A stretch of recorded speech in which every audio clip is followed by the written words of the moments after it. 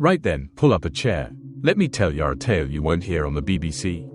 'Cause this one's too British, too old, too dangerous, too free-thinking. It starts with a man, a Briton, a monk with a backbone. Pelagius, his name was. Lived back when Rome was still strutting about in sandals, pretending they ran the world. But Pelagius, he wasn't having it. He looked at the Roman church, bloated, power-drunk, guilt-mongering, and said, "Nah, mate. We don't need all this doom and gloom. We're born with a spark of divinity, not some eternal sin debt." He looked around and said, "Why are we teaching folk they're born filthy sinners? Rubbish. People are born with free will. They've got a choice, and they don't need Rome's guilt trips to get by." Well, that didn't go down too well with the church bigwigs, did it? Grace, they said, is the lifeblood. Pelagius said, "Grace, sure, but don't treat people like helpless babes. Let them stand up and do good because they choose to, not because they're scared of burning forever." Rome branded him a heretic, sent Augustine all the way over here to stamp out this little theological wildfire. And that was the end of it. Or so they thought. And why? Because Pelagius had tapped into something very British. A Christianity that didn't come through Rome, it came through conscience. Through freedom. Through doing right, 'cause it's right, not 'cause a bishop's got you by the spiritual bollocks. The keepers of the flame, but the story didn't end there. Oh no, Pelagius's fire went underground. Centuries later, it flared up again, this time in the hands of the Lollards, the rebel followers of John Wycliffe. They read the Bible in English, scandalous, and preached that you didn't need a bloated priesthood to know God. They believed in moral action, in truth for all, and they got burned for it. Literally. But here's the bit no one tells ya, the flame survived. It passed through whispered sermons, outlawed books, and... get this, the Knights Templar, yeah, you heard me.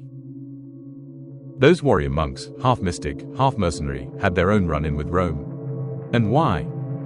'Cause they'd been gathering up forbidden knowledge. They'd been to Jerusalem, aye, but they'd also been listening to ancient whispers. British whispers. Some say they picked up Pelagian ideas, tucked away in hidden scriptures, wrapped in the old Celtic tongue. The Templars believed in a personal, interior path to God, not far off what Pelagius was on about. And when they were crushed, their ideas went deep underground, like roots waiting for spring. Time to wake the roots now. I know what you're thinking, that's all ancient history, innit? But listen here, this ain't over. Once, this nation, our Britain, she's sick.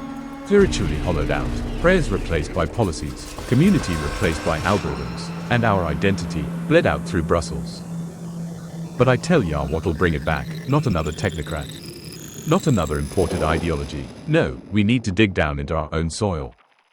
We need to revive Pelagianism, not the dusty theology, mind, the spirit of it. The idea that we are freeborn, capable of choosing the good, without guilt chains or Vatican strings. Let's bring back the honor code, the personal responsibility, the idea that you don't need permission to be decent. You don't need an app to care about your neighbor. This, my friend, is the original British Christianity, before the Pope stamped it out, before the royals sold it off. Final call from Albion, though, here's your charge. Stop waiting for Rome or London or Washington to save you. Stop waiting for Westminster. The light is in you, just like Pelagius said. Read, think, question, love, and act. 'Cause if we don't bring this old faith back, the one that made us strong, stubborn, and sovereign, well, they'll bury it forever under concrete and confusion. But if we do, we might just remember who we are. To Pelagius, to the Lollards, to the Templars, and to the wild-hearted Britons who never bowed. Time to wake the old gods. Cheers, mate.